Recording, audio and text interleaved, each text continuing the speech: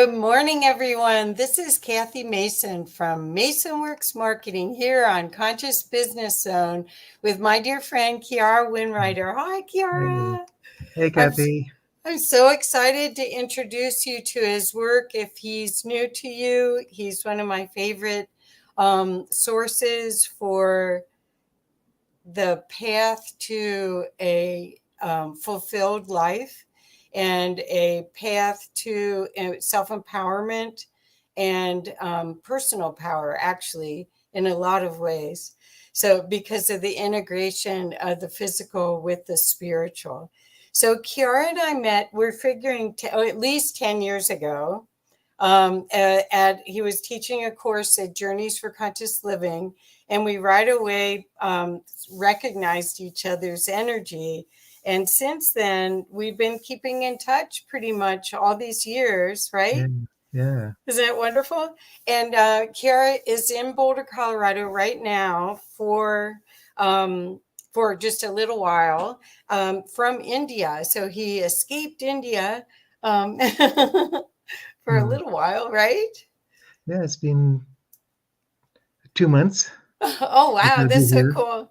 Yeah. So he actually is here in Colorado, but I want you to know about his beautiful works. I have his old books, which I have several copies of these downstairs in my storage. Elahinor, which is this was the year zero. Oops. Okay, year zero was the first book that he'll explain. There's a newer version of this, an updated version of this. And then Elahinor is a process that actually is an energetic healing process that was used by, at least locally, by a lot of the people doing the oneness blessings.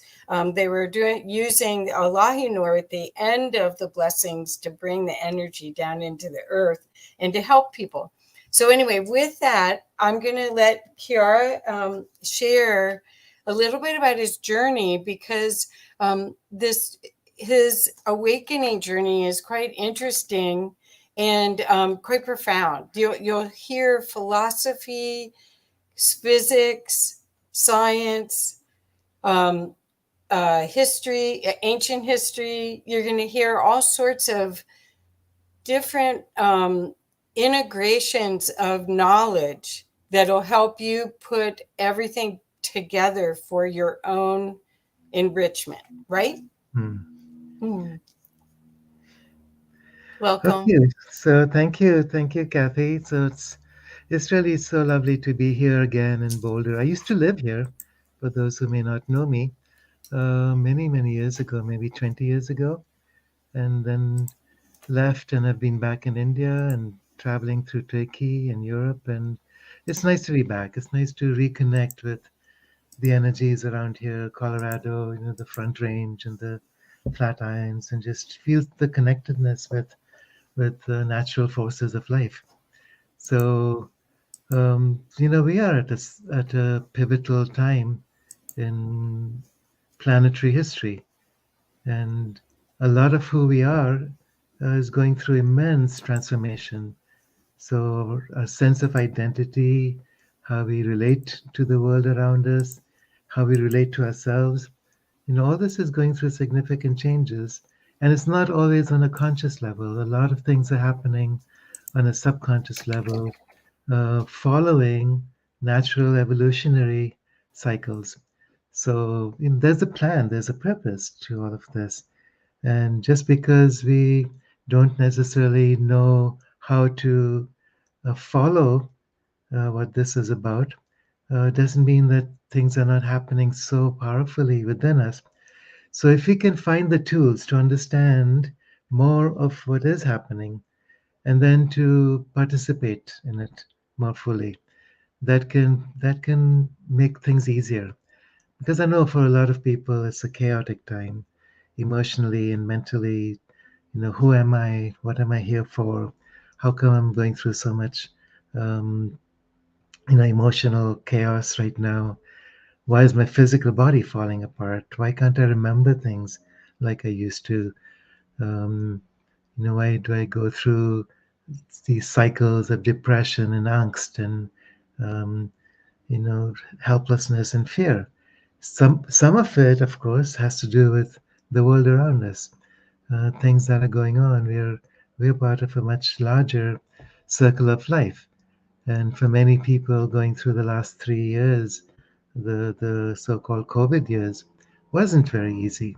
But at the same time, I think there's an incubation process. It's like you're forced to look at yourself and be with yourself in new ways and understand that's it's not just what we tend to see around us, but something that's emerging.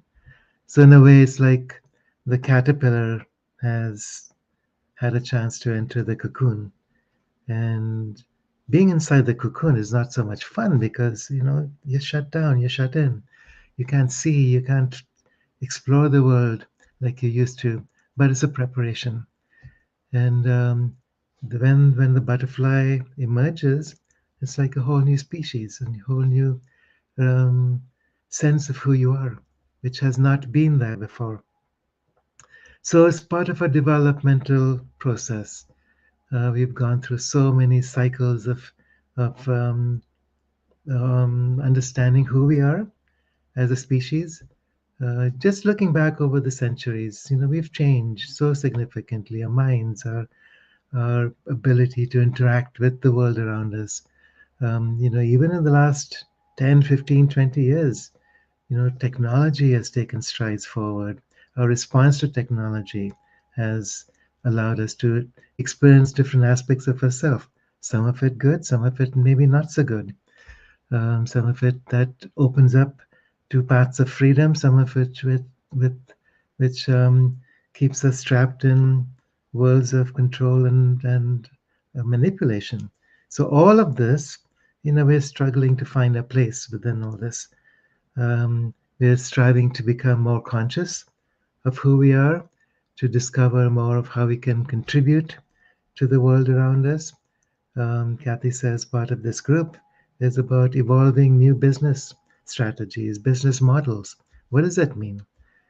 So a lot of our attitude towards business has always, since Babylonian times, been about, you know, um, taking rather than exchanging, rather than giving back.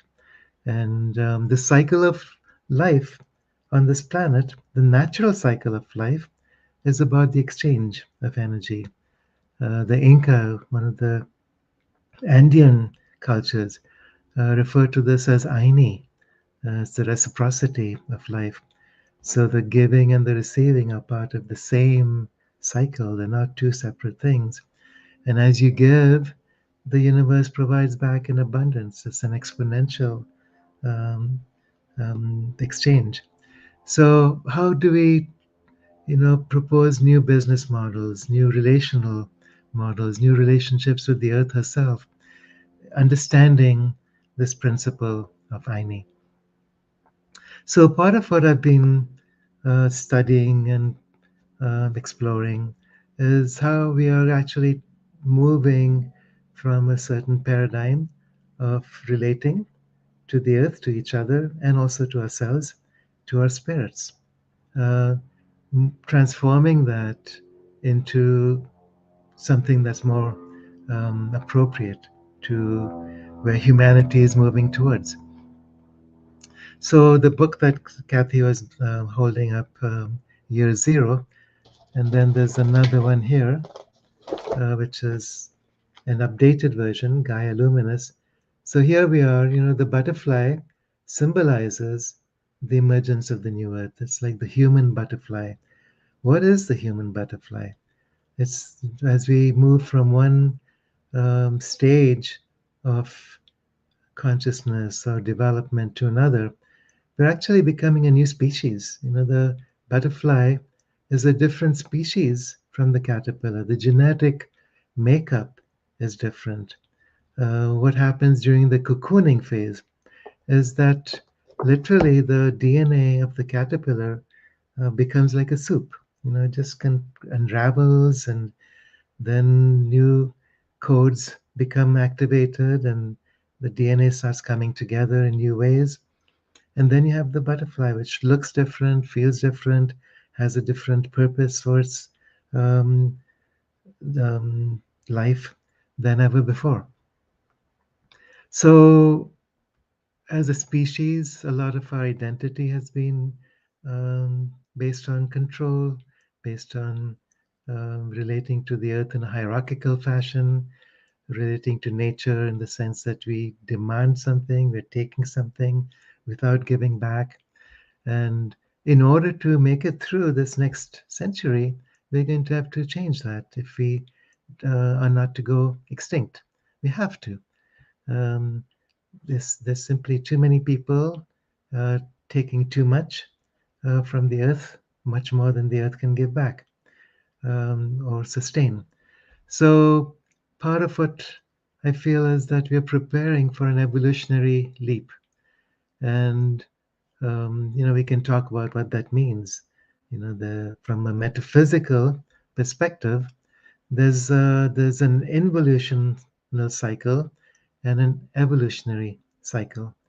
So, in the Hindu tradition, they talk about the in breath and the out breath of Brahman. So this is the um, expression of spirit to create matter, and then matter evolving back to a new integration of itself. But spirit, whatever definition we use for this, is central to all of this, and that's who we are. And if we can maintain that connection between the different aspects of our being, all the way from who we are as spirit and soul, into the mental, emotional, and the etheric aspect of being, which is the life force that we carry, into the physical body. There's even a consciousness within the body, and nothing to do with the mental idea of the body, but a consciousness that exists, a cellular consciousness that is part of this evolution. So things are changing on a genetic level. So when I speak about evolution, I'm not just talking about spiritual breakthroughs and enlightenment, but it's actually a biological process. The physical body is changing. And as the physical body changes, it allows us to open up to new dimensions of thought, of mind, of spirit that have not existed before. So, just like a species, any species in evolution, there's biological aspects to it, and then there's behavioral aspects to it. There's self reflections. So humans have evolved to where we can reflect upon ourselves. We can see ourselves from a perspective that's not just being an instinctive relation with life around us, but a creative relationship. So, we have been given the power and the privilege of becoming creators. Um, Unfortunately, much of what we have created is destruction, and it's time to move beyond that. It's time to understand what creativity really is about. And it's time to take our place as divine creators and to merge the physical aspects, the human aspects, the divine aspects together. And so, what does it mean? Okay, so here we are. We've been invited to this earth. We've come from across the galaxies, from zillions of different dimensional homes. And here we are, um, along with zillions of other species of life in this great dance of life. Um, have we really appreciated what that means? Um, have we really opened ourselves to the infinite possibilities um, that exist within us? Many of you have probably read books about the yogis and the masters and the shamans and um, those who have been able to walk at least some of this path, who've been able to open up to new possibilities. And we've tried to share that with the world. Whether we're talking about a specific religious or spiritual tradition or indigenous traditions, or have developed ways to work with ourselves through our dreams, through meditation practices, through prayer, through listening to what's around us and within us, being in nature, developing a relationship to the earth, which is not just about walking on this earth, but recognizing that we're interacting with a living presence in a Mother Earth, as a living presence, as an intelligence that's part of our own intelligence, and we are part of her intelligence. Um, I always like to think about the human species in relationship to the Earth as her nervous system. So we've been given the task of being able to connect with galaxies and worlds beyond and connect with the Earth, the upper world, and the lower world, and become a bridge between them, a bridge to other species that exist on this Earth, below the Earth, around the Earth. So many of the spiritual traditions understood this explicitly. Um, their attitudes towards the Earth were about the cycle of life. You give and you receive in a continuous circle. You don't take more than you need. You recognize that all species are connected and have a place, and you honor the circle of life. And so our ancestors understood this. We have sometimes forgotten, although we are remembering. More and more of us are remembering. And as we remember, then the possibility exists that we can become more than we ever understood. This book here, Homo Luminous, is a companion to Gaia Luminous. It's about the emergence of the new human, the divine human. So the Incas talk about Homo Luminous as this new species that's arising. So just like, we emerge from the caterpillar, go through the cocooning, emerge as the butterfly. So this human species is incomplete. And I've learned to understand what that means. There was a time in my life when I was in great um, anger and resistance to what humans were doing on this planet, our role on this planet.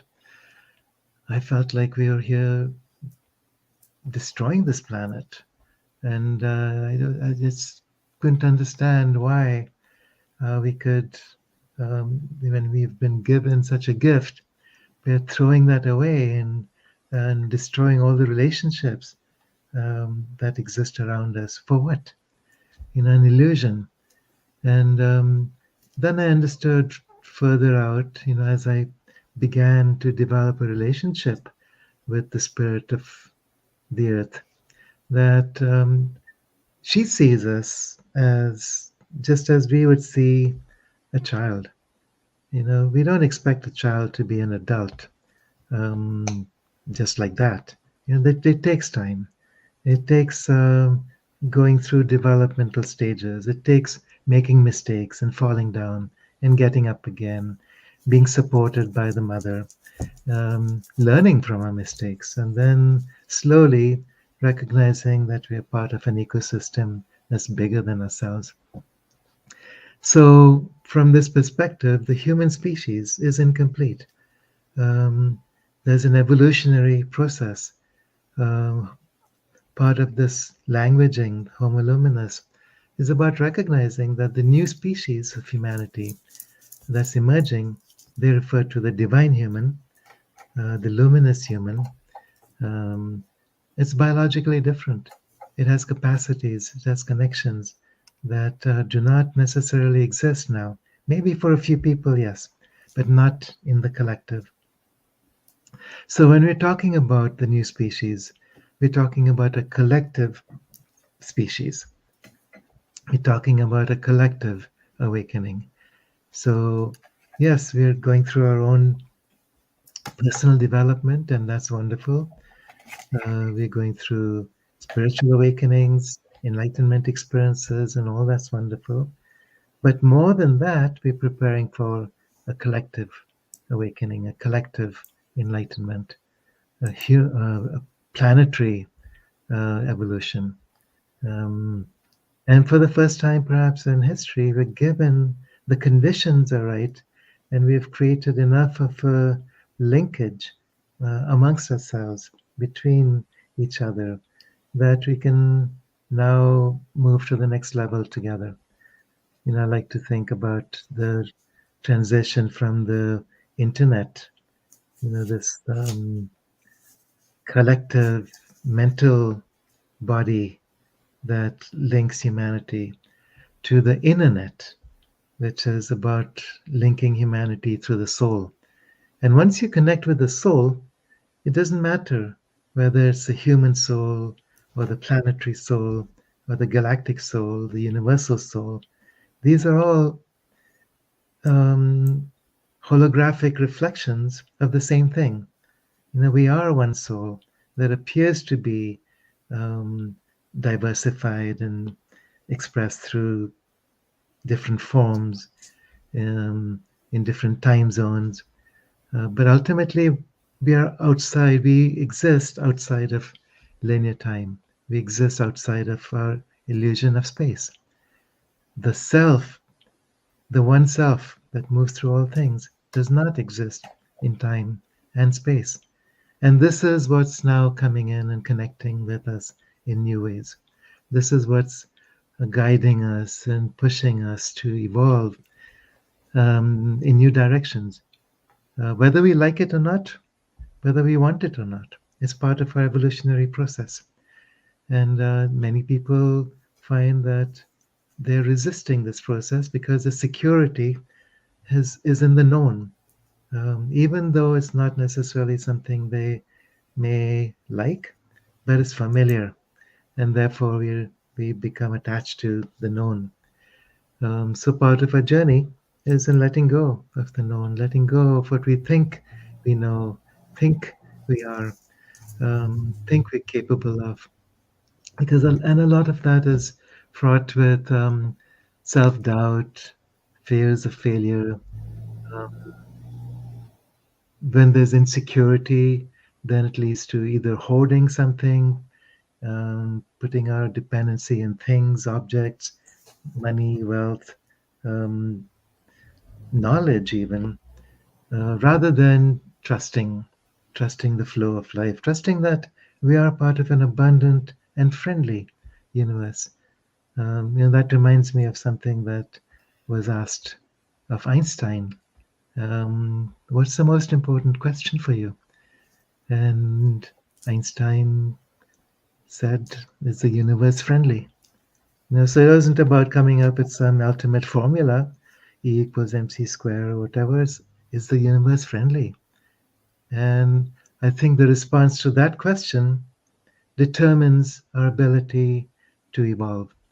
If we're resisting this flow of life, if we see the world through the eyes of a victim, then of course it's not friendly. Of course, we're not going to be able to surrender to the new energies that are pouring in, new information that's pouring in. It's a very subtle frequency. It comes in through cosmic rays and gamma rays as we move through new regions of space. We're going through what's known as a galactic super wave. So every 12,000 years or so, there's a pulse of light and information that pours in from the center of a galaxy across the Milky Way. So it affects every single star system. And as it comes through our planetary or interplanetary space, the solar system, it begins to shift energy frequencies for all the planets in our system and the sun itself. And we're going through that time now. So we're receiving information, we're receiving new possibilities, new potentials from the galactic center. Now, what this looks like, this could be a big discussion in itself. It's not just mechanical um, frequencies. There are certainly cosmic rays, galactic cosmic rays, gamma rays that can be measured. But it's more than that. It's packets of information. It's potentials. It's activations that if you're tuned to it, if you're ready to receive it, works within our DNA, within our biologies. There's physical changes. There's genetic changes, which then becomes genetic or hereditary. So, and you may have noticed that some of the new children that are coming in now, each generation, they have new potentials that are being expressed very naturally. Things that we can do, our children do. What they can't do, their children do. I mean, I joke about this sometimes, like in terms of technology, I feel like a dinosaur. It's like give this to someone else who's younger than me. They can figure it out. Um, so every generation comes in with new potentials, and it becomes second nature to them. Right now, we're dealing with technology. Uh, Soon, we'll be dealing with other kinds of gifts. We'll be activating the internet, the ability to unleash inner potentials. So we talk about, clairvoyance and clairaudience and clairsentience and teleportation, all these things that the X-Men and Harry Potter worlds are about. But this is something that's also beginning to emerge in the collective. People have spiritual experiences, they have kundalini activations, they have incredible dreams which become lucid, they have spontaneous out of body experiences and travel to places they didn't know they have access to.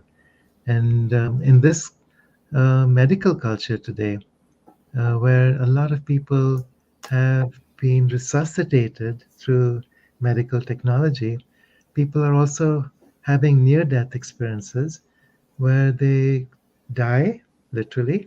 They go through a passage, they explore whatever's there, and then come back with those stories, come back with those recollections, and also come back with a new enthusiasm for life, a new passion to serve, a new opening to love, which is part of the soul, but we've forgotten. So, collectively and individually now, we're learning to remember who we are. Um, Also, remember what we're not, because we identify so much with the illusion of what we think we are, and it's not really who we are. And we hold on to it because we think that's a security. And then what happens? Something like COVID comes along and breaks that security, a foundational security. And we find we can't trust each other. We can't trust the universe. We can't trust ourselves. Whatever decisions we make from in these COVID years, it's created so much chaos and division and anxiety and fear. And also at the same time, it's an opportunity to wake up, to get past the illusion, to recognize the truth. And how do we listen to that truth? How do we discern what is truth? How do we understand that there's an evolutionary process, even with all this, even with things that we consider to be um, deadly or cataclysmic or fearful? We can look at political structures around us, question what's happening really, why, what's going on, who's in charge, is anyone in charge? Same thing when you're looking at medical models and economic structures. It's like everything is collapsing. The whole money structure is collapsing. Um, the whole, like we talked earlier about Aini, this principle of exchange, and money has become a you know a commodity of exchange, but it's gone out of balance. And in order to return to balance, we must develop a new relationship with money, with the politicians, with the earth around us, with the ecological systems of life, with our energy systems. All our energy systems are based on taking from the earth, whether it's petroleum, whether it's minerals, um, and not giving back enough, and therefore feeling lack, feeling need, feeling limited, feeling somehow victimized, because that's the nature of illusion. So, time to get beyond illusion, time to wake up. Um, so, this is happening now on spiritual levels, of course. It's happening also on biological levels. So, when we're talking about the new species, this is what we're talking about, a species that's evolved to the point where we're no longer living in the illusion of separation, the illusion of duality. Duality is simply about the idea that there's something good and bad, and that something out there can hurt us. Um, we move from duality into unity consciousness, where we recognize that the earth is alive, the universe is abundant, um, we are part of each other, we don't exist in isolation, we are not separate, and therefore, there's an organism that's bigger than our personal self, that is becoming conscious of itself. So we're awakening to ourselves now as a planetary organism, a planetary entity. Our identity is shifting from the personal self to the planetary self. And this is happening almost without needing to think about it. It's a instinctive kind of thing, because the old way cannot serve us much longer, will lead to our extinction. And nature always has a way. When we get close to um, the edge, there's new possibilities that somehow open up. Well, it's not somehow. There's an intelligence, there's a wisdom that speaks to us. And somehow humans are constructed so that we don't really listen. We're not able to listen until we're pushed right against the wall. Um, therefore, because that's our nature, or at least our inherited nature, we create um, systems that do push us against the wall. We create political structures where we feel pushed to the wall, medical and economic structures where we feel like we've lost our power to control our destiny or to live in justice and equality. So all of that's being challenged, and it's good. Even though it seems like it's chaotic and um, crazy, it's like, yeah, this is what humanity is calling to itself in order to break out of the illusion, which we otherwise wouldn't have been able to recognize. So all this is fine, and it's not the end of who we are. So I feel very much that we are going through a period where new potentials are awakening. Um, so, we could talk about mechanical or the mechanics of how this happens. What That would actually? be great.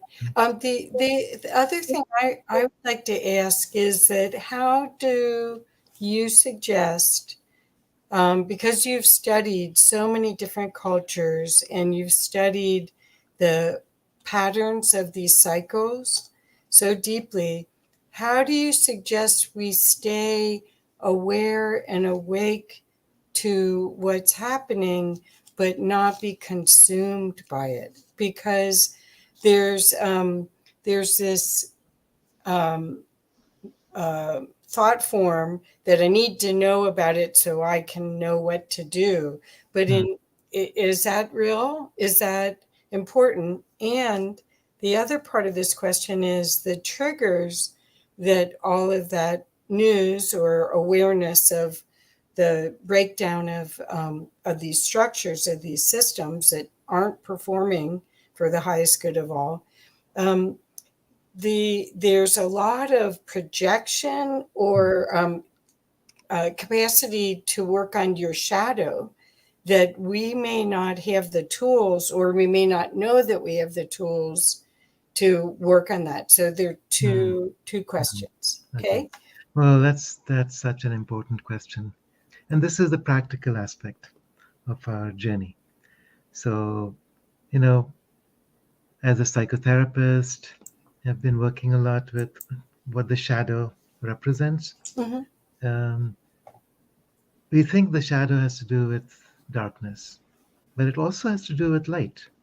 So when I say shadow, I'm not talking about a dualistic kind of thinking where something is good and something is bad, something is right, something is wrong. It's mostly, when the sun shines upon an object, it creates a shadow. So the presence of a shadow is a reflection of the light. You cannot have shadow without light.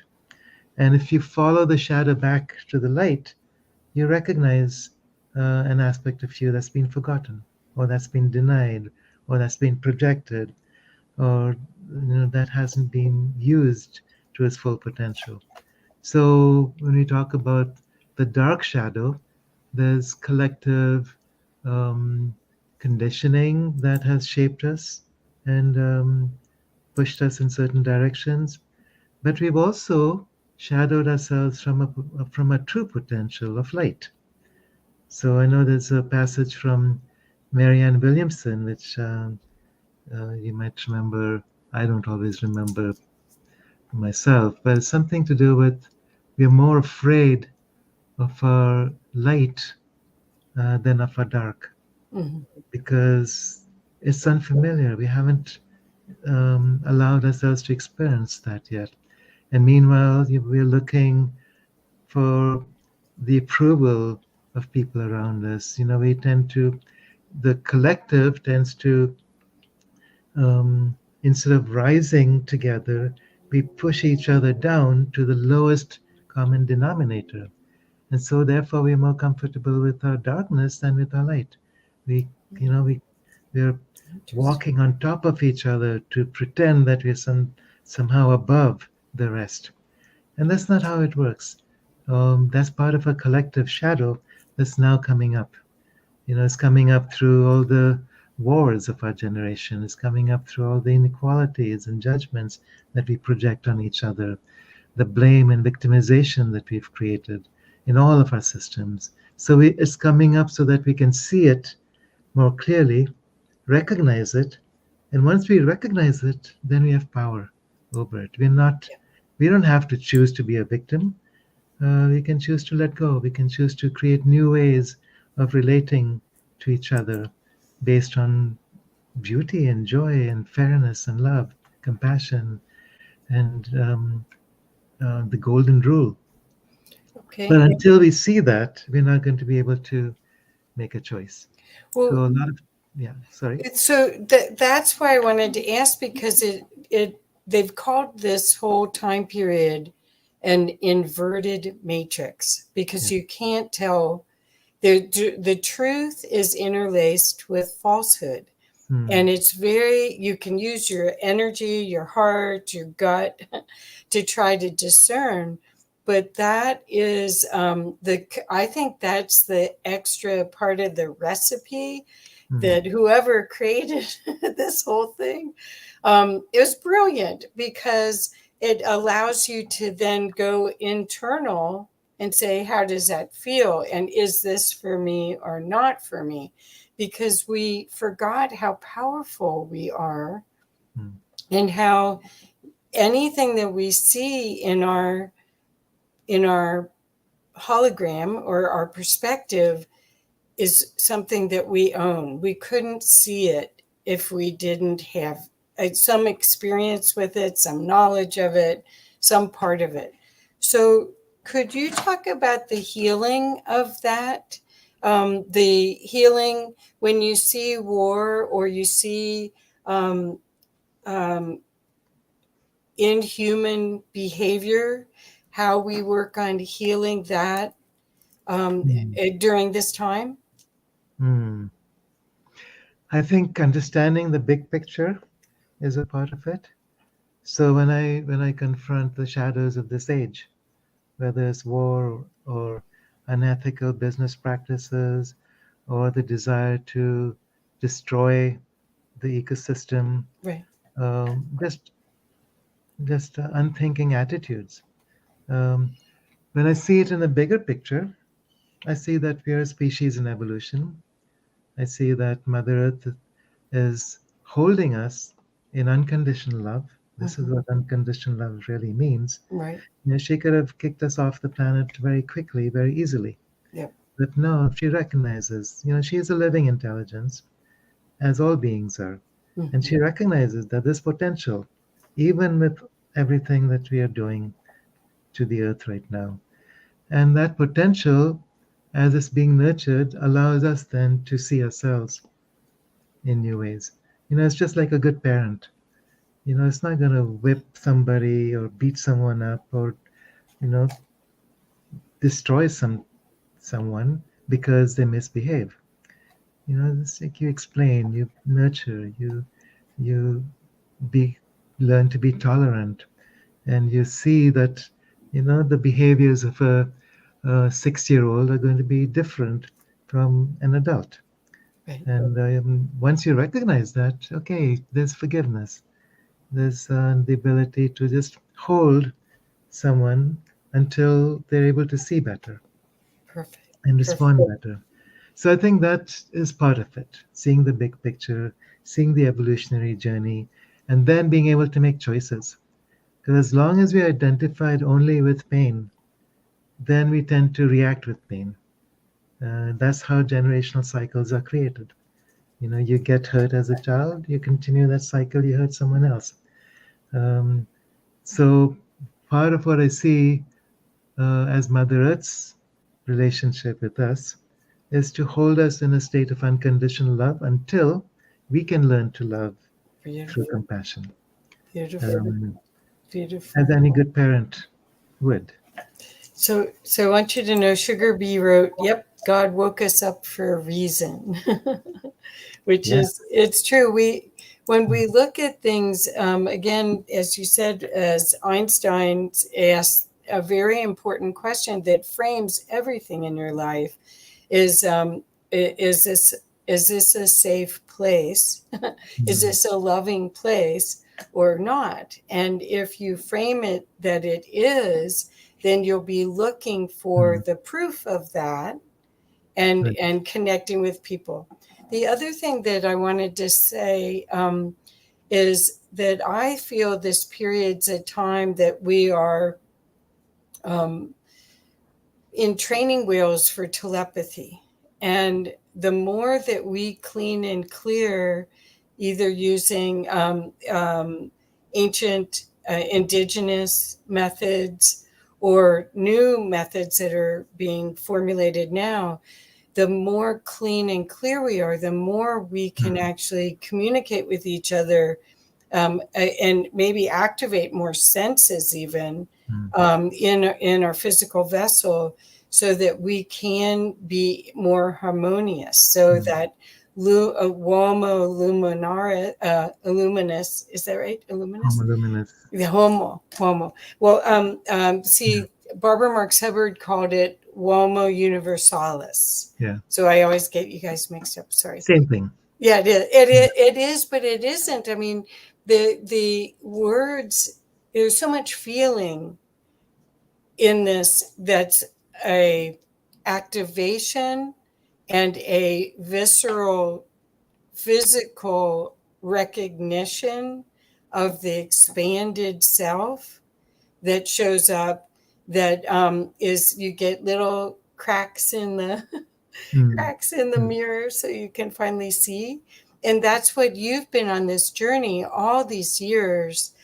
Is that your mission, to help us wake up to our divinity? Is that what you, that's what mine is, but mhm. is that what yours is Absolutely. I too? mean, what else? Mhm. Nothing else is meaningful. Nothing else is joyful. Well, And well, okay. So another question I wanted to ask: you have studied. You've studied the Egyptian literature. I think you've studied Sumerian. You've studied. I know that you've been part of the Turkish culture. Of course, you're from India, so you've been part of the ancient Indian culture. You've studied Peruvian, the Incas culture. Is there one culture that you feel has more guidance for our journey right now than any others Hmm. that you could share? Or is it a combination of them Hmm. all? I think it's a combination. I mean, truth is everywhere. Truth's in everything. Um, I think sometimes we begin with who we are, where we are, the tradition that's familiar um, for us from our own teachings, and then slowly began to expand further and further out, incorporate, include more and more. And then you start going beyond the limits of your own tradition and connect with the spirit of life, which is always the same. The essence is always the Perfect. same. And so for me, it's like, okay, it doesn't matter where you start. It's about your willingness to continue to um, move further, move beyond um, any dogmas that we've built for ourselves. For me, the Inca culture, the Peruvian practices for awakening, I like them because it starts with that awareness of Aini, the interactions, the reciprocity of life, and then their energy systems um, work along those lines. They don't believe in duality. They don't see things in terms of positive and negative, right and wrong. So their ability to relate to the world is very different. Um, if you go to the Indian traditions, many of them are based in the intrinsic unity behind diversity, behind duality. So again, the focus is on who we are, and rather than who we are not. It's on what we can create together as one spirit once we recognize that. It's about like recognizing that everything we see out there is essentially in here and a reflection. And we are simply reflectors reflecting back to each other. So once it's an attitude, really, it's not so much a system, it's not a belief so much as an experience. So Okay. wherever you begin, you find your way into deeper experience of truth, into awareness of who you are. Because that's so look at Jesus, when he says, I am the truth, I am the way, I am the life. What is he referring to? Is it some personal self? Or is it the principle of all life? I am the way um, of Aini. I'm the way that leads to wholeness. I am the reciprocity of all things. I am infinity. I am consciousness. That's the truth of life. And then the essence of life can be found everywhere, in everything and everyone. Beautiful. So then we don't get into these arguments and wars and conflicts where we're trying to impose a definition of reality on someone else, whether it's through politics, whether it's through religion, whether it's through um, something related to money or belief systems. No, it's like it provides the ability to give back somehow, because you see that person over there sitting under a bridge shivering is part of me. I am that. Um, Someone in another country that we've declared war upon is part of me. I am that. Mhm. Um, so then we start going beyond these ideas of right and wrong. As Rumi says, Yeah. out beyond ideas of right and wrong, there's a field. I'll meet you there. And Perfect. this field is the field of love. It's the field of infinite possibility. It's the field of self awareness and presence. It's the field of divinity. And we are that. We are all aspects of that, even if we've forgotten. So, looking at the big picture and holding that in our awareness allows us to make new choices based on the understanding of this bigger picture. Perfect. Perfect. Perfect. And I do think we are being supported by our other ancestors that are either in physical, not in physical, maybe from other star systems. I do think there is a tremendous amount of support here if, Mm. again, you feel that it's safe. So, Kiara, what would you say to people that are struggling, though, with releasing the old? I know you and I have a similar concept that there's some sort of exciting energy about all these changes, and we like change. But what would you say for these people that this change is is causing them to um, release their old without step out into the void, into the unknown without comfort? Do you have any Mm. advice for those people? Because I see that a lot as well, where there's either the excitement about, Yeah, okay, yeah, go for it, jump off the bridge, I know I'm taken care of, I know I've got support team, versus the ones that don't feel that they have any support. right, right. Well, you said that we like change. Yeah, The you truth, and I do.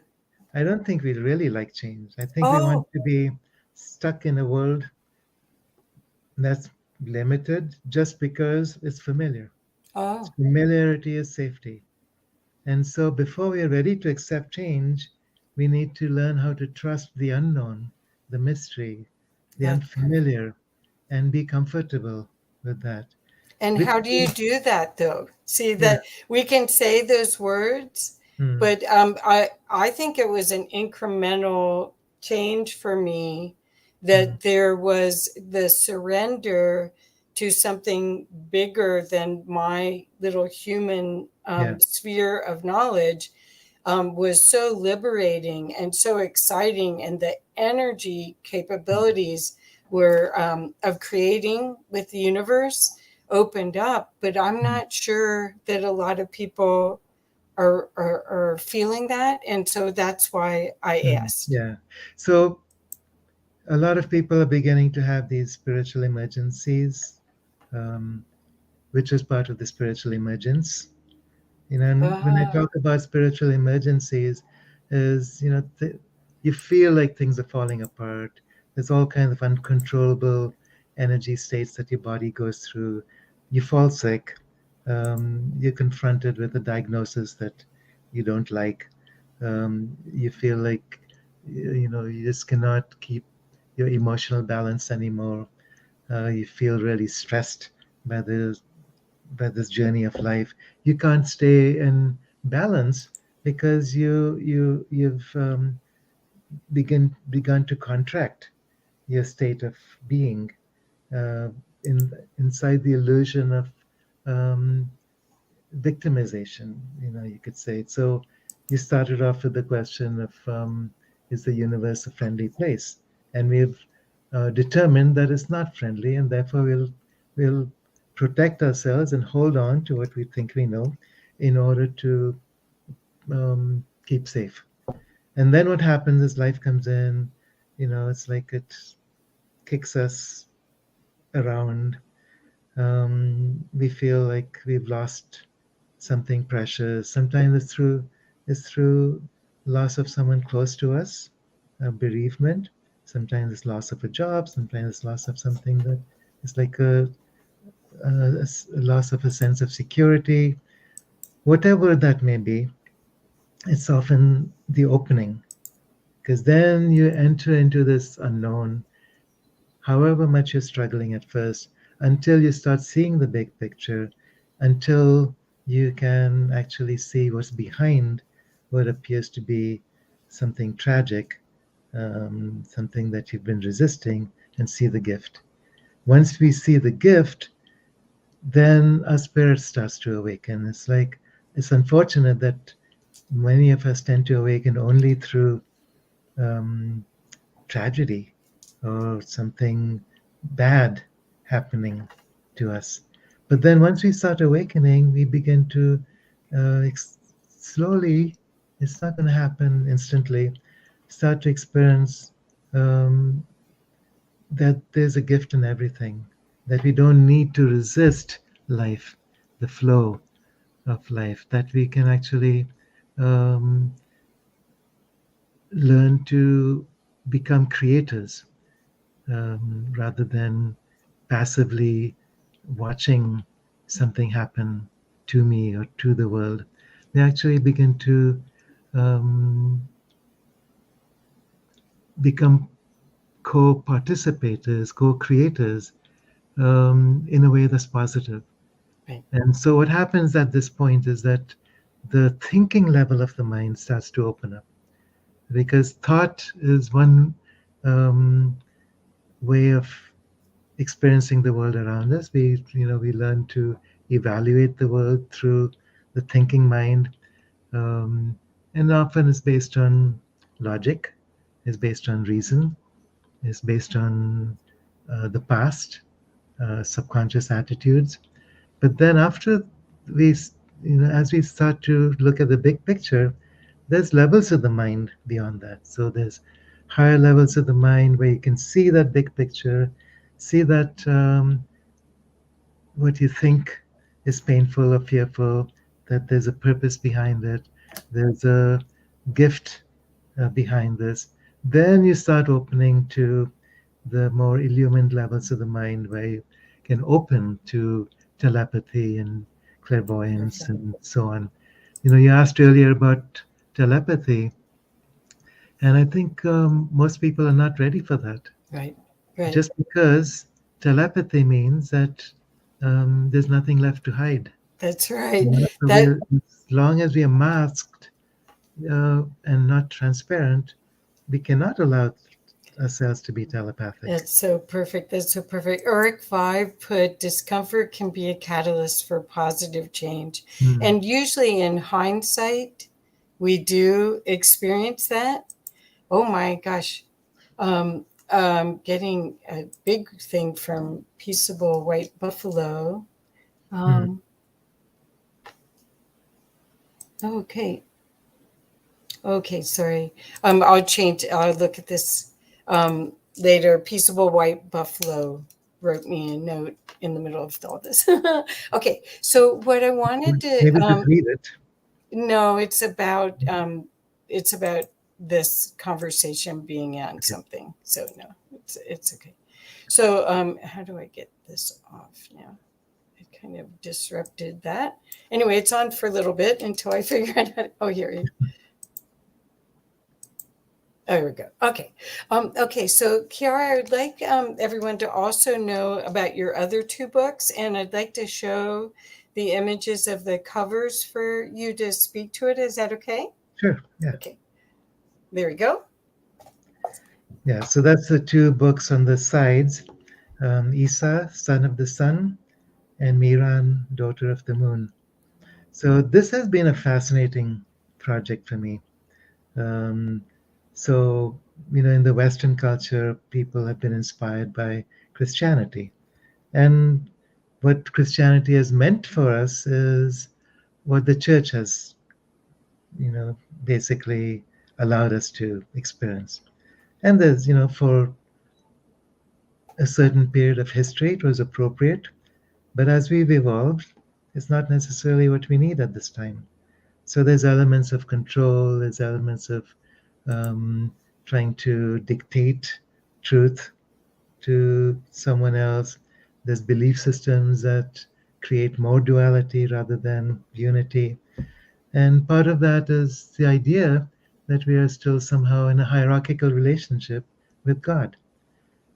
So there's there's ancient manuscripts that are being discovered now from Buddhist and even early Christian traditions, from the Hindu traditions, from later Sufi traditions, that go more into the travels and experiences that Jesus had in India, in Persia, in Tibet, in different parts of the world, what he actually brought back from his travels to Palestine, and what he tried to teach in a very dualistic culture, and was therefore crucified for it.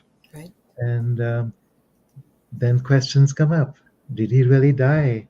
What happened? Did he go back to India? If he spent so much of his time in India in the years between 13 and 30, Mhm. where was he? What was he doing? Whom did he study with? Who were his teachers?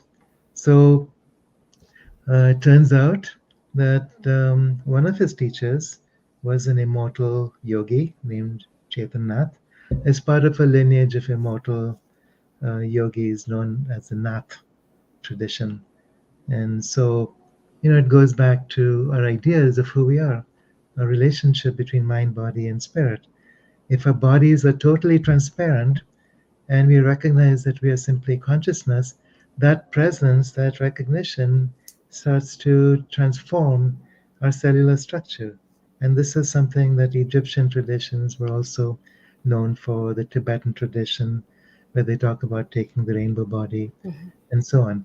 So while he was, so part of the story is that Isa, or as Isa as he's known in India, came back um, from India to Palestine, went through those 3 years that are known in the Christian Bible, survived, and we can go into how that happened and the different narratives around this.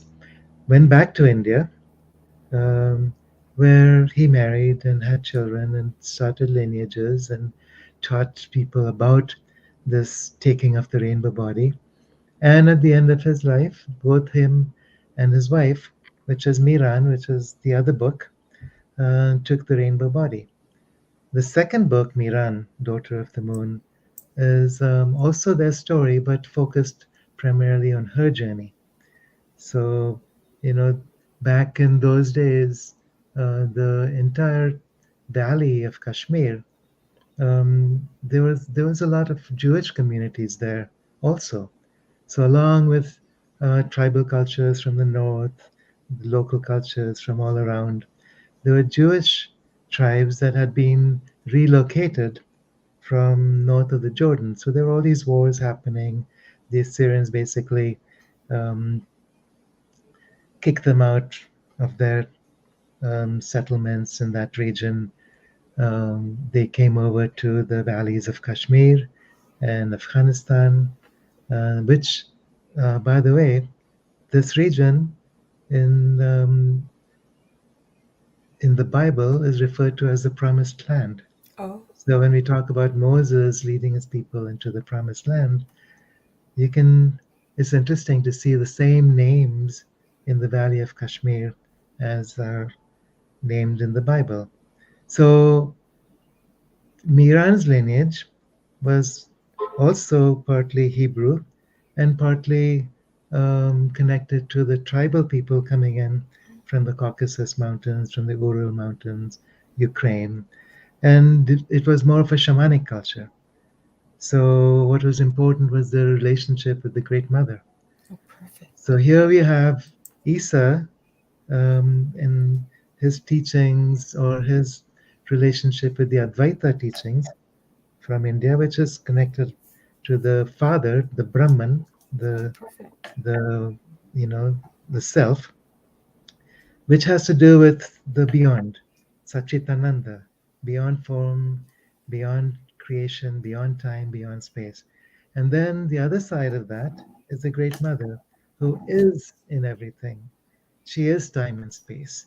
She is everywhere in creation.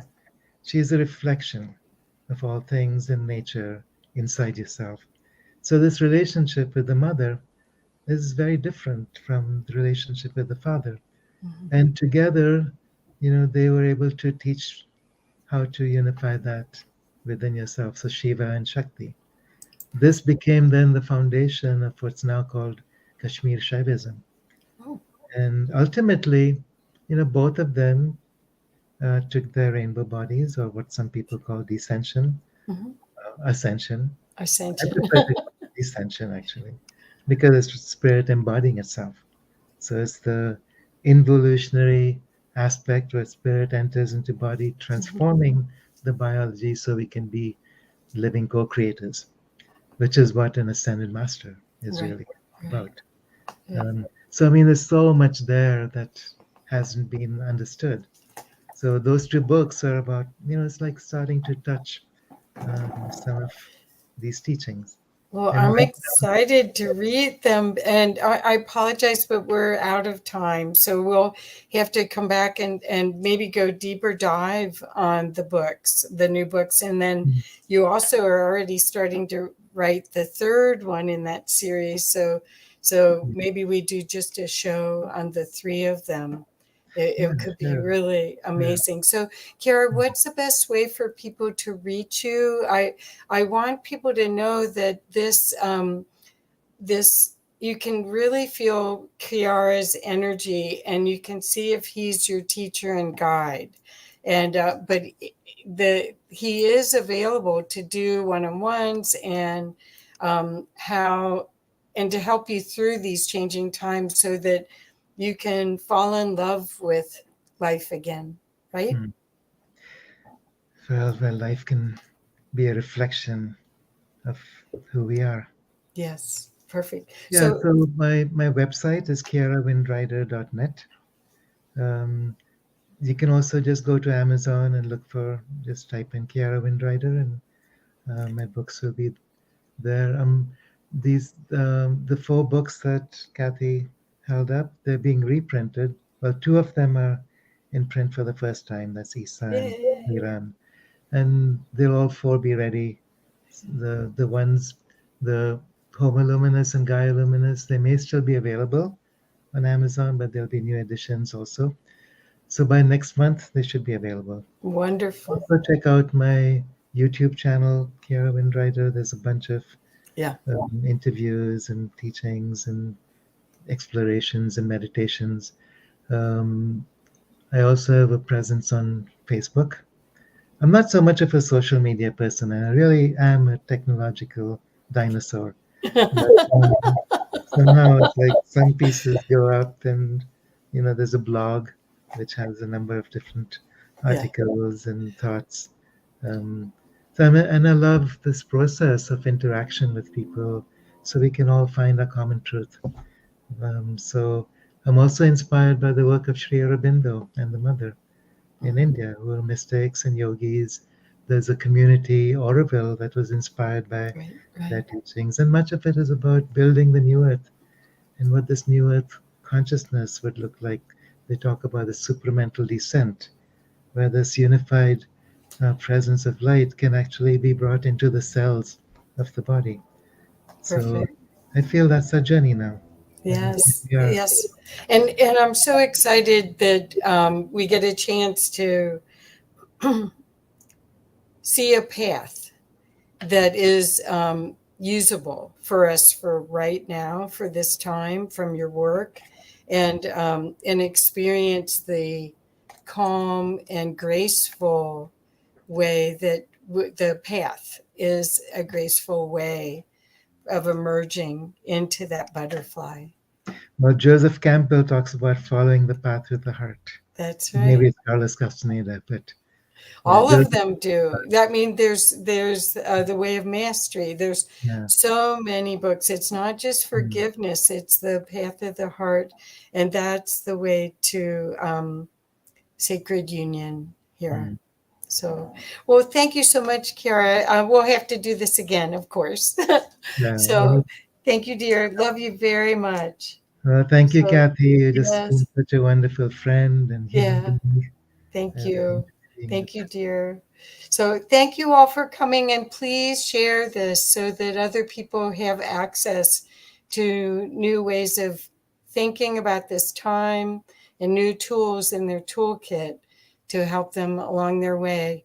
We're much more powerful than we know. And this is a path to enabling that power with joy and ease and grace, but joy Mm. first. Thank you. Bye bye, everyone. Thank you.